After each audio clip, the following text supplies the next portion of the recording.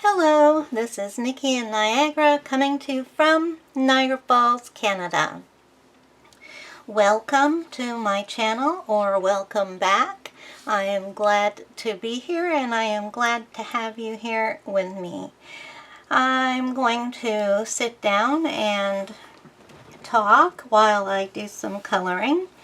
So I'm coloring out of something that's not going to take too much concentration so that I can chat, because I am going to talk about the books that I read this month, for the month of July. But first of all, I am coloring a picture out of Mystery Mosaics Wow Africa by Belba Family. This is my first page out of the book. I am using random water-based markers. So far I've used a couple of Crayola Super Tips and a Crayola, I call these fine tips, and I'm currently using a washable, and this is from the Canadian set called Multicultural. It is the color Apricot, which I am using for my peach. So, this is my reading book where I list the books that I read. I started back doing this in June, I believe. Oh no, for April and May I wrote down the books I could remember that I'd read. And then I started doing it properly in June. So I've gone back to doing my second favorite hobby, which is reading. So anyways, in July I read 12 books, which is 3 less than what I read last month. So I'm just going to go through the books, and one problem that I have is that once I read a book, it kind of goes out of my head, and I have a hard time remembering it. So some of the books I won't be able to give a wrap-up of too much. This is one of the reasons why I track my books, and one of the reasons why I started book blogging, because that's what I did in my former life. I was a pretty big time book blogger. Not to toot my own horn, but so yeah, let's just start. So first book that I read this month was Go Down Together, The True Untold Story of Bonnie and Clyde by Jeff Gwynne. The reason I read this book is because, well, first of all, because ever since I was a kid, I've been interested in Bonnie and Clyde. I went through a big phase as a, well, I don't know how old I was, but I went through a big phase of reading about gangsters and the prohibition and all that kind of stuff, and Bonnie and Clyde has always been a favorite of mine. So I was interested in the book, and then I saw it was by Jeff Gwynne, who is one of my favorite authors. He does true crime biographies, and the 2 previous books I read by him, which were both written after this one, is he did a book on Charles Manson and he did a book on Jim Jones, and both of those were absolutely fantastic books. I think this marker is kind of running out, but we'll see how far I can get with it.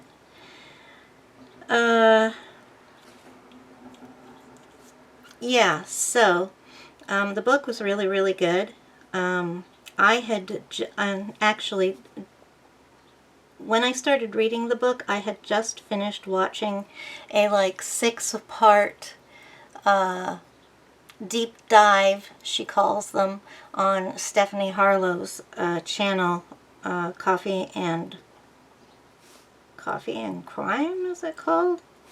Anyway, she's mostly just known by her name as Stephanie Harlow. So with that and the information that I already know about them, I didn't really learn any new information in this book.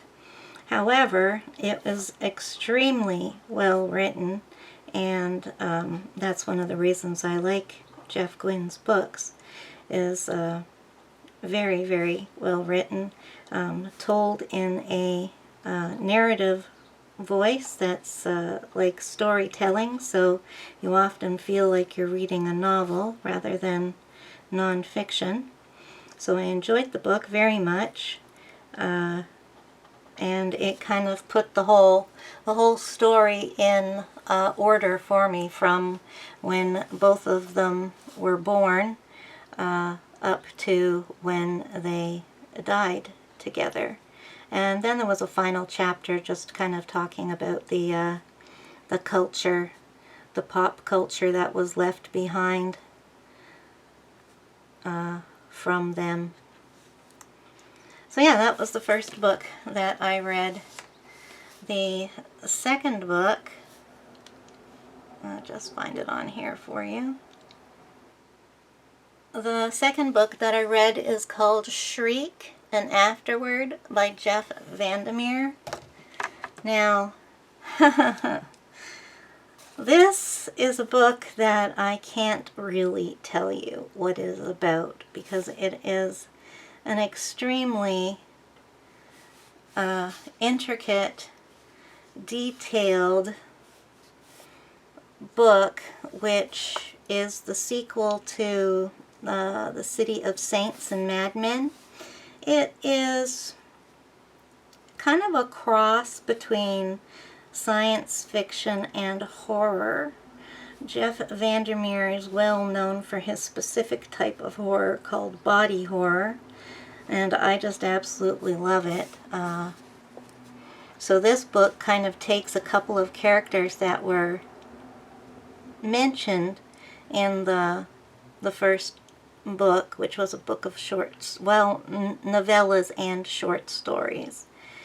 And it takes a couple of characters and who are brother and sister, and it has the sister had written a biography of her brother, and their last name is Shriek, after he disappeared.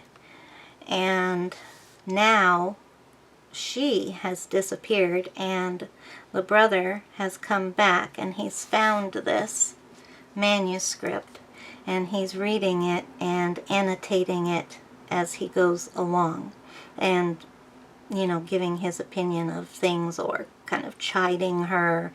He's writing to her. So that's what we're reading, and it was just absolutely awesome.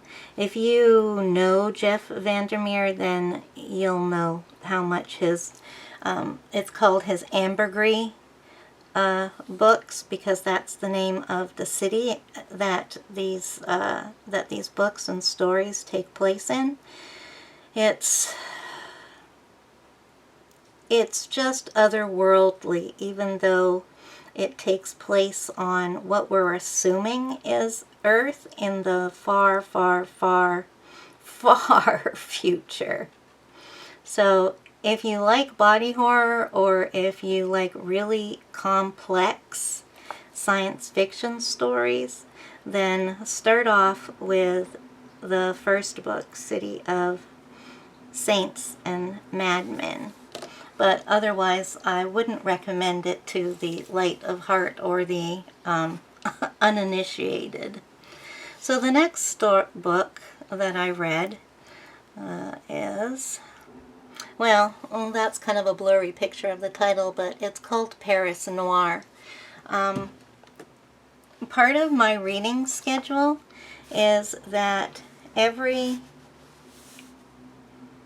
just let me find somewhere where I was. I do my reading first of all in the morning. So every morning I get up and I read. The first thing I do is I read a short story. So Paris Noir is a collection of short stories. Now, It is part of a series called the what are they going to call it here? Do they tell us? Akashic Noir series. Now, Akashic is the name of the publisher, and they have short story collections which are noir. That's the genre that they are now. Noir is kind of think back to the old black and white movies that have to do with crime of some sort. Sometimes it's, you know, your average type of crime. Sometimes it's a moral crime. They're dark stories. They involve, they're atmospheric. They involve, like I said, some sort of crime, whether it be legal or moral or cultural, or, you know, it can be anything. I'm really scraping this, trying to get this out to finish up these ones. I don't think it's looking too bad, but it is definitely getting, I don't know if I'm going to make it here. So they involve, the books center around places. When the series first started, they were doing the states, but they've completed the states. So there is a book for every state. Some states have a couple of books, and so forth. Now they do cities in foreign countries. So obviously Paris is in, I believe that this was subtitled The Suburbs. It's not saying anything in the description. I'm sure I read Paris, The Suburbs. It may or may not be I did read a Suburbs one if this is it.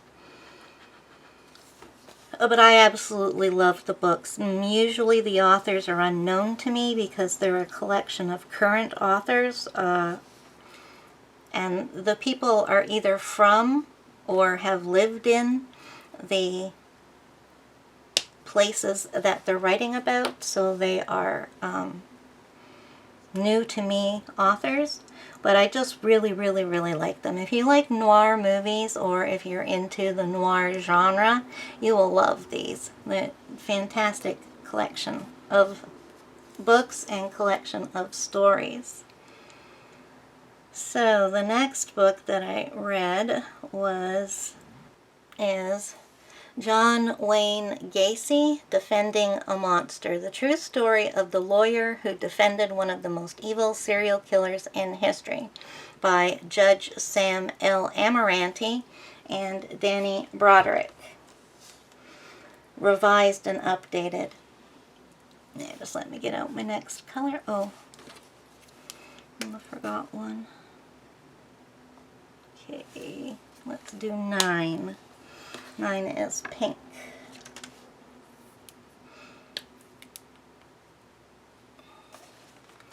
So this was a good book as well. I especially liked it because it's written by the lawyer the defense attorney. So the lawyer he's a judge at the time that he wrote this book, but he's the one who defended Gacy. And one of his personal,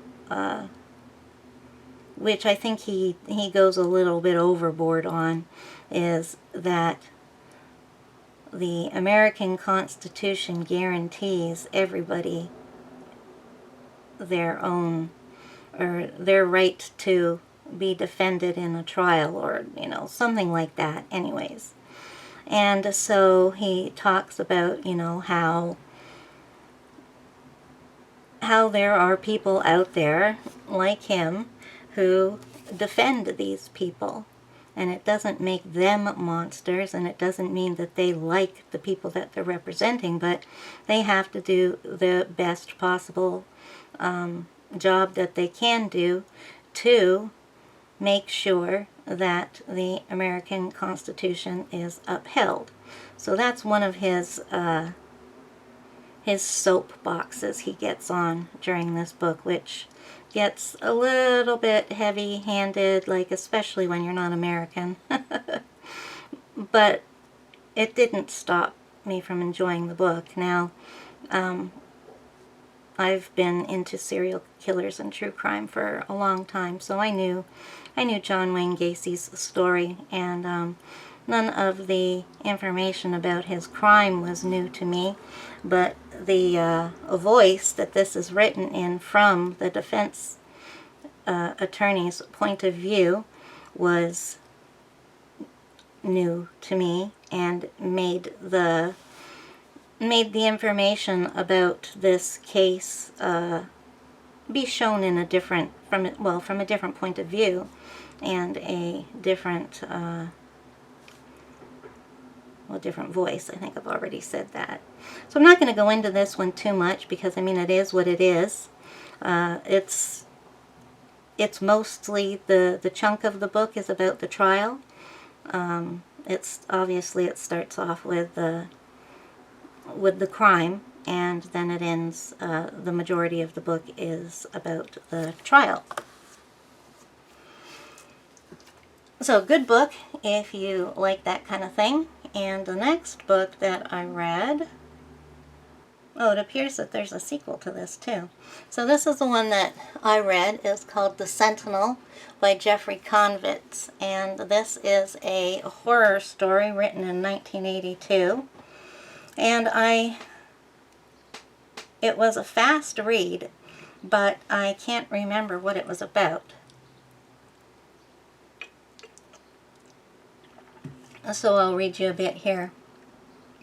Aspiring model Allison Parker finally moves into her dream apartment, a brownstone on Manhattan's Upper West Side. But her perfect home quickly turns hellish. The building is filled with a cast of sinister tenants, including a reclusive blind priest, who seems to watch her day and night through an upstairs window. Okay, I remember what it was about now, yeah. So this is kind of like a Rosemary's Baby type of thing. So it's a horror with a paranormal element to it, or supernatural, I don't know what you want to call it, but it's not of this earth.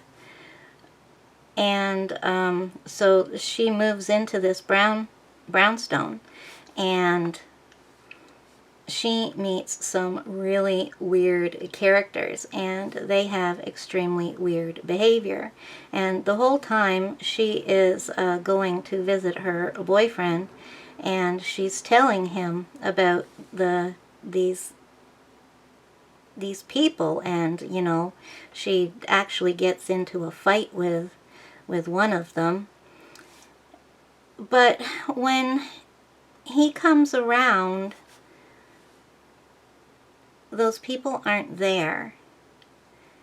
And so a few more people are involved, and they don't know whether this stuff is really happening, or whether she has imagined it all, because they don't exist.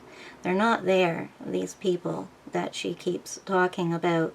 And I really liked the book because of the quirky characters. I'm like all about quirky characters, and just the feel of how this is all happening in one building, and somebody there has to know what's really going on. So we have a limited amount of people who could be like the ones involved in what's going on.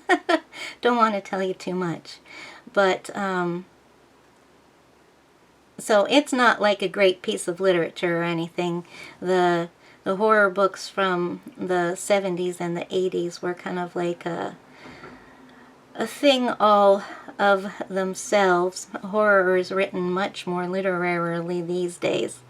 So it's a lot of I don't want to say shock horror because this book isn't gross. Like, there's nothing gross that happens, but it's extremely creepy, and it was a really fast read, and I really enjoyed it. So I guess you can see a theme of the types of books that I read. And even though I did read a lot of these kinds of books this month, it's not all I read. I read every kind of book except for romance. Okay, so now the next book I read was my next collection of short stories. And this is by one of my favorite The Big Front Yard and Other Stories, the complete short fiction of Clifford D. Simak. Not too sure how his last name is pronounced. This is volume 2. I've already read volume 1, and I have previously read collections of his stories. Now, one thing that I really like about Clifford Simak is his world building.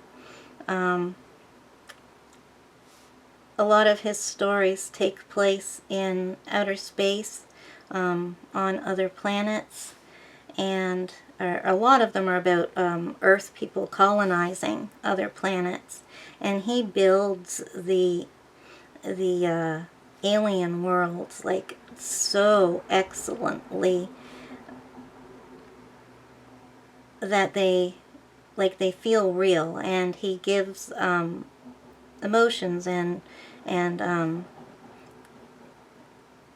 ideas and stuff from the point of view of the alien inhabitants, whether they be humanoid or not.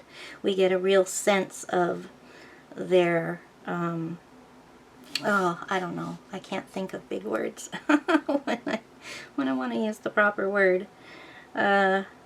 But yeah, we get a real sense for them anyways, like their reasons for doing things. So these aren't big books. These complete short fiction. It's about I don't know how many pages it is because I read this on Kindle. I read a lot of my books on ebook, but I do read real books too. I don't listen to Audible. I can't listen to books. They just make me, I can't concentrate on the story for some reason. I suppose I could listen to an Audible and read the book at the same time. I'll have to try that. See if that works. Yeah, so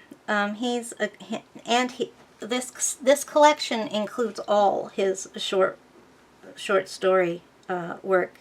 So it's not all science fiction, because he also wrote an amount of fantasy, and he had a period in the 50s when he was really popular for his westerns. So, but his main thing is science fiction, and that's what I particularly like. But I always enjoy his stories. Sometimes, every now and then a story will just kind of be like, okay. But I never don't like reading his work. So if you're interested in, I don't know what they call it, golden age or silver age of science fiction.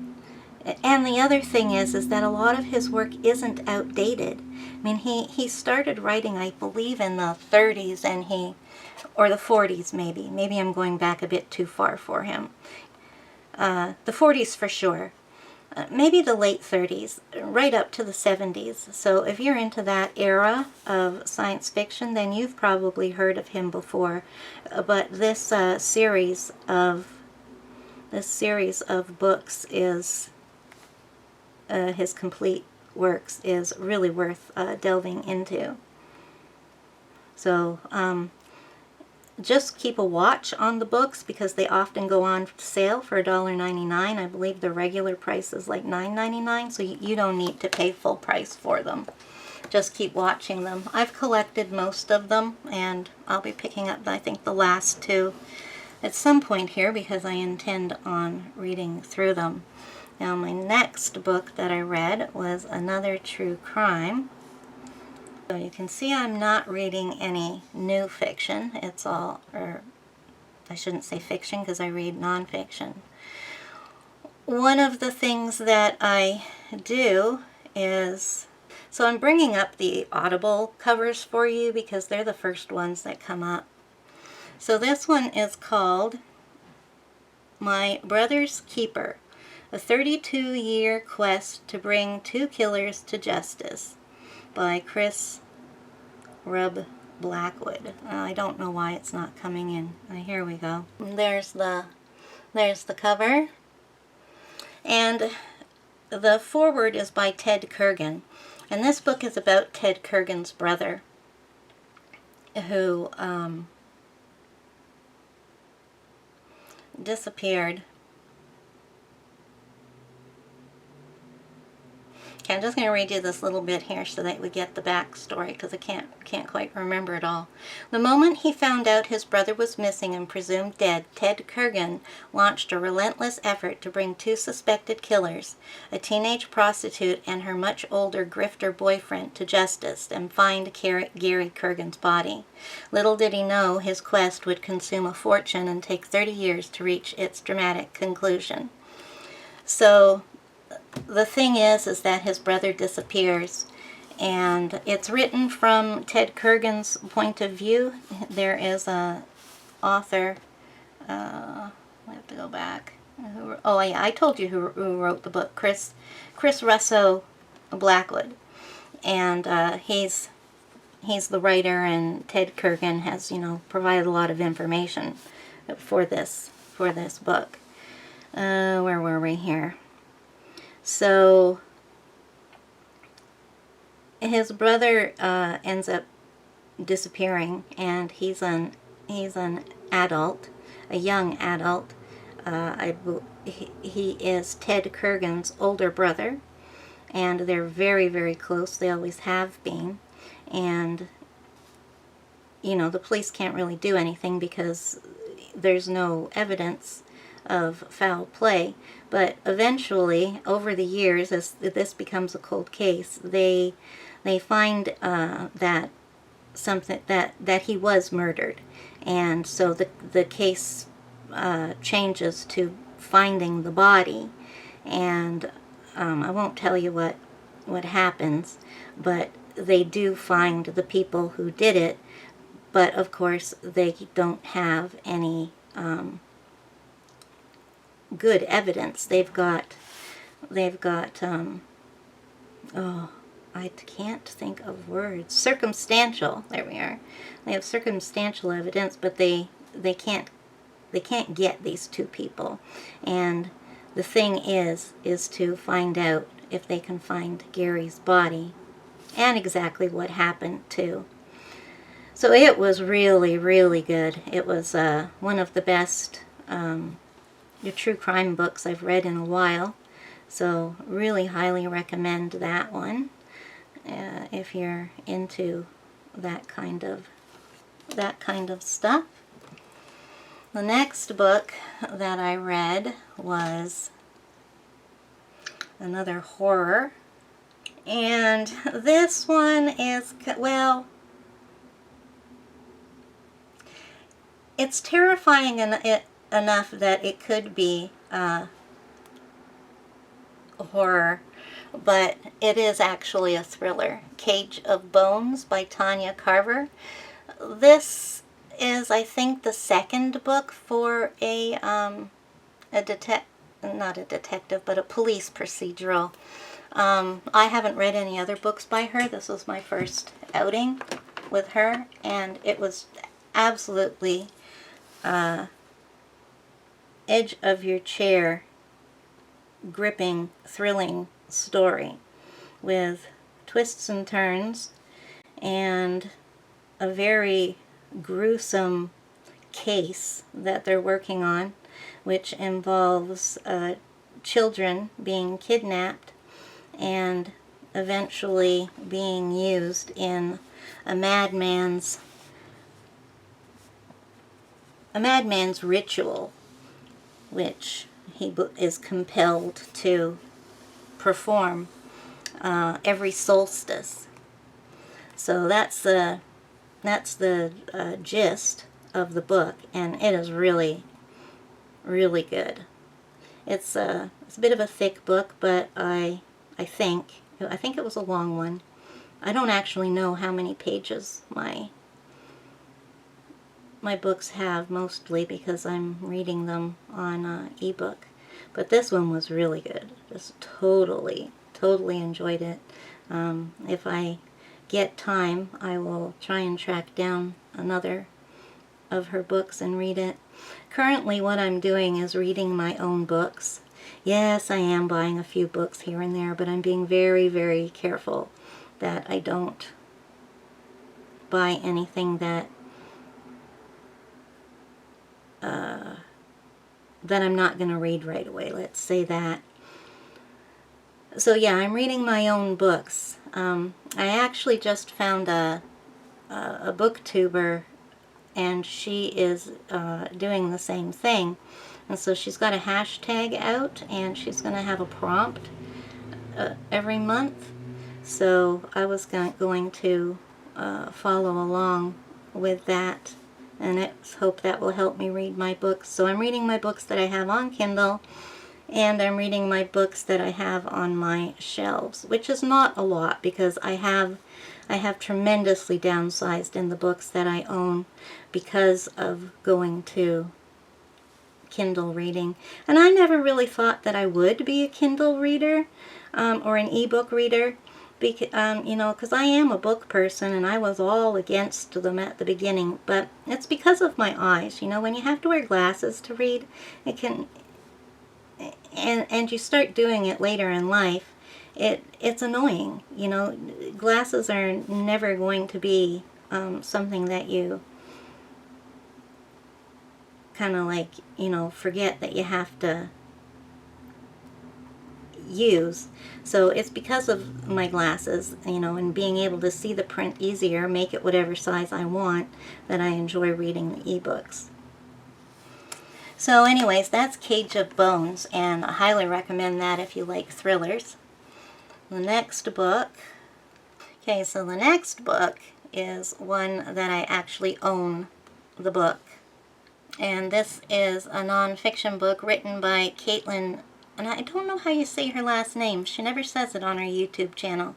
Caitlin Doty, I would say. And it is called From Here to Eternity, Traveling the World to Find the Good Death, I think it's called. So Caitlin Doty is a mortician, and she has written a few books. I've read 2 of them. I haven't read her latest one. And this book is a part of my collection. I won't get rid of this. And in this book, she travels around the world. It's not that big a book, so she doesn't go to that many places. And 2 of them are American states, so it's, a little it's a little deceiving when it says around the world. Okay, where am I? I keep losing my spot. It's hard to, well, it's not hard. I'm finding this quite easy to color while I chat. Yeah, so she goes around the world, and she is finding out about other people's funeral and burial practices. And Caitlin advocates for natural burials, and I'm a proponent of that as well. I don't 100% agree with Caitlin because she has no religion, and I'm Catholic, but there's many natural burials and such, which are perfectly okay as far as the Catholic religion goes. They don't, we don't need to be in caskets or any of that kind of stuff. Really, the only thing is that our bodies should be together, and that it's on consecrated ground. So other than that, if those things happen, then yeah, of course we can be buried and become a tree. But there's not just that method. So she goes to a few interesting countries. I can't remember what they are now. I wonder if it tells you here. I think they were interesting countries. And oh, and it is illustrated by Landis Blair. I've never heard of this guy, but the illustrations, and they show you some here on the page. The illustrations are fantastic. I wonder if I can enlarge them. No. So these are illustrations by him. And it is the presentation of the book. I have the hardcover. The way that the book looks, the illustrations, the font, the whole thing, it's just an absolutely gorgeous book. And, oh yeah, we were looking to see if it said where she went. Bolivia. Oh, she goes to Mexico. She does the Day of the Dead thing. And, where they take the dead out, you know, they're mummified and they come out. Every so many years they have a festival where you take, you know, Grandpa out, and you change his clothes, and you know he stands there, and you have a picnic around him and all this kind of stuff. She's kind of trying to tell us that death is not a secret topic that should only be hushed about, that it's as normal and natural as birth, and we should talk about it in the same kinds of ways. But she's great anyways. If you're interested in death, she calls people who are interested in this sort of thing death enthusiasts.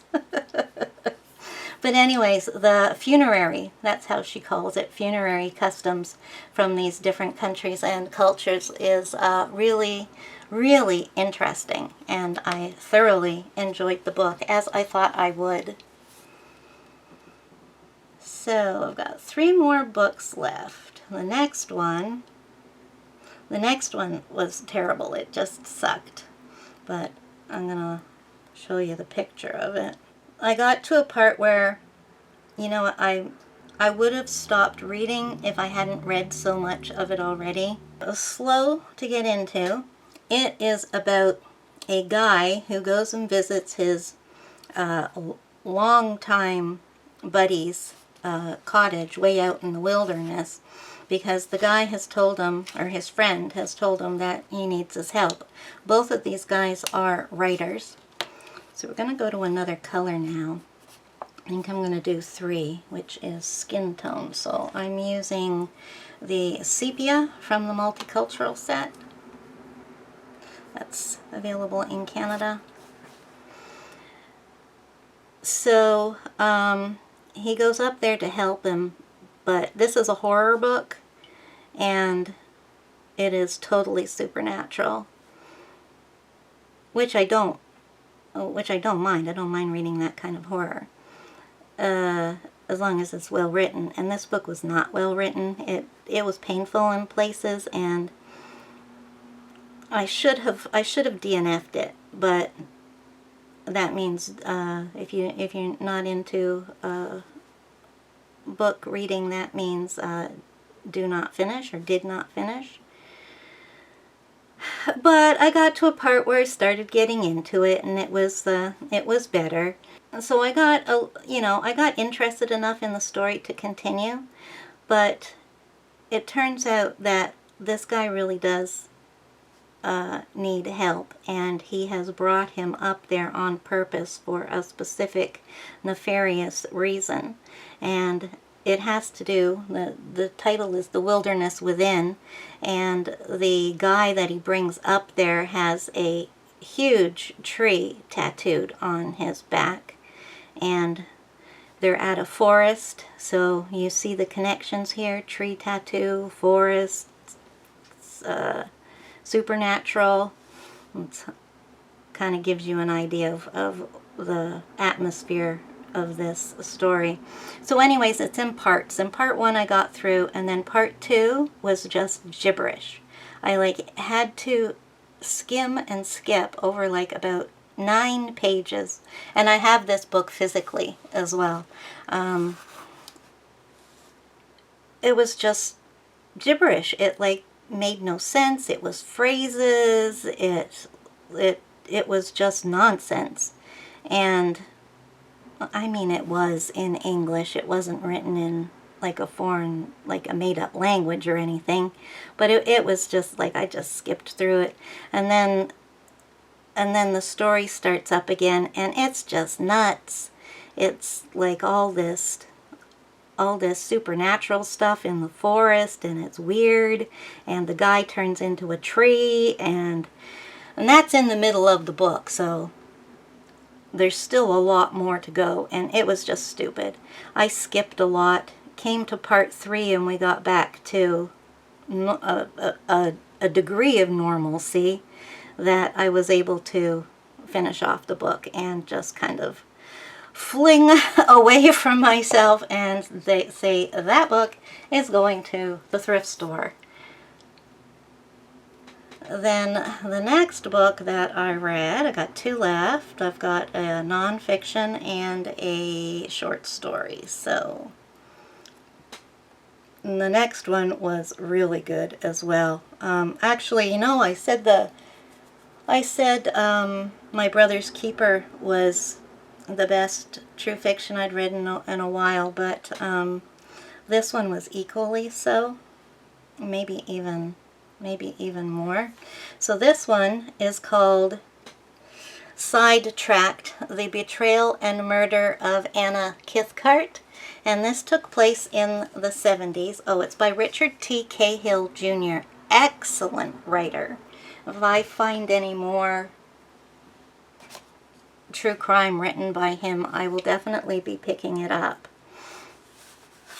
So this is about a very light-skinned black teenage girl who lived in a small town, and everybody loved her. She was a good, kind soul.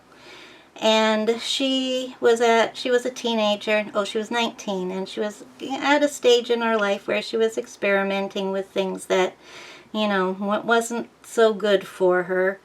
And she ended up being found one morning in a ravine, I believe, dead, brutally beaten, and hardly wearing any clothing. So the book is about the case, about her first. First of all, we learn all about her. Then we learn about the case and the arrest. And then a good proportion of the book is the trial. And that is one of the things I really like about true crime books is if they go through the trial in order, giving you excerpts from the record and, you know, being told from the source documents rather than, you know, the author just telling you what happened. And it was really good. It was really good. I won't tell you anything about whether she gets justice or not, because, you know, if you go into it not knowing the case like I did, it's good to read the book that way. Really good case. Well, I mean, you know what I mean. Not that, but I mean, a really well written book about the case, whether you've heard of it or not. And it's, some people try to make the story out to be something, well, not the story, but they try to make out the murder to be something that it's not, and that just messes with the whole, you know, it interferes with the whole investigation, making it could have become a media circus, as there was a similar but not related crime that had just happened nearby in Poughkeepsie. Is that how you pronounce it? which was a media circus. So it talks about that case a little bit too, and you know how the two were related for a little while, though they weren't related at all. So yeah, excellent, excellent story. And the last book that I read is the next collection of short stories. And this is called The Devil and the Deep Horror Stories of the Sea. So there's the cover, and it says on here that this is edited by Ellen Datlow.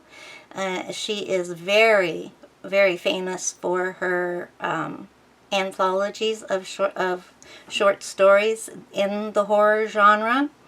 There are books in here by stories in here by Christopher Golden, Stephen Graham Jones, Shannon McGuire. I haven't heard of these last ones. Michael Marshall Smith, Alyssa Wong. I believe there's one by Terry Winding as well. Ellen Datlow and Terry Winding often edit short story collections together. This one is just Ellen, though. Again, another excellent book. I read some really good books this month. So yeah, really good stories. Some of these are quite chilling. I don't think there was one in the whole book that I would have given less than a 3. I enjoyed them all, and some of them were really pretty horrifying, shall we say. Surprisingly, a wide variety of stories as well, seeing as they all deal with the sea.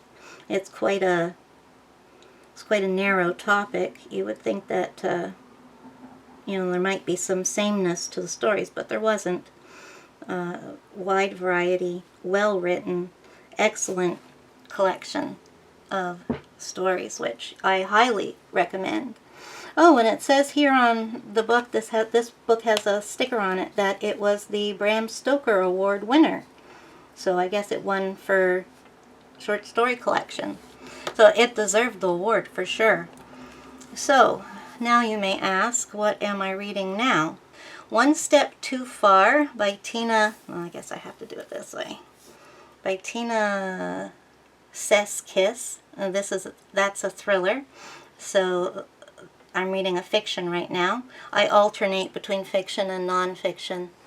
And I'm reading the short story collection In the Shadow of Agatha Christie. And these are books that, this is a collection of short stories that were written from, I think, 1870 to 1930 by female writers. They're some of the first and greatest short stories that feature female or not female detectives, but they featured detectives written by female, because at the time most of the writers were males, and Arthur Conan Doyle with Sherlock Holmes was the leader of the scene until Agatha Christie came along. But these are people who wrote before Agatha, and they kind of fell by the wayside after she came along. So far I've only read one story, so can't comment on that for the time being. So I'm going to close now. This I didn't get much coloring done, but I can tell that it's a giraffe, and the background is turning out really, really nice. So I hope that didn't bore you. I hope that my viewers are book people, and that you enjoyed it. If you let me know below if you enjoyed or you hated me talking about my books. I'd like to do that once a month, is give a wrap up on all the books that I read during the month, and it'll help me keep track of what I read, and it helps me to further engage in the other hobby that I'm participating in now, and not just coloring, but coloring and reading, finding a way to put them both into my day. So yeah, let me know if you like the book talk or you don't. Both ways, it's fine. If you hate it, let me know. I can only know if you let me know whether to do it again. But I'd like to, so if the consensus goes that way, then I will. So thank you for watching, and I'm going to take leave of you now. Bye!